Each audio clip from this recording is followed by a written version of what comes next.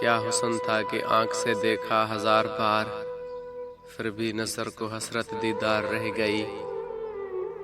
بے وفائی کا دکھ نہیں مجھے، بس کچھ لوگ ایسے تھے جن سے امیدیں بہت تھی۔ وہم سے بھی ختم ہو جاتے ہیں اکثر رشتے، قصور ہر بار غلطیوں کا نہیں ہوتا۔ جس سے کیا تھا پیار اسی نے دیے ہیں غم، سچ پوچھئے تو دل کا لگانا عذاب ہے۔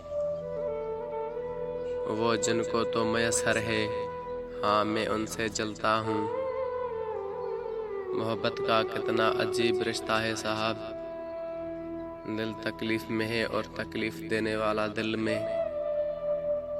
کبھی کسی چیز کو نہ ترسنے والے، کسی کی آواز کو ترس جاتے ہیں۔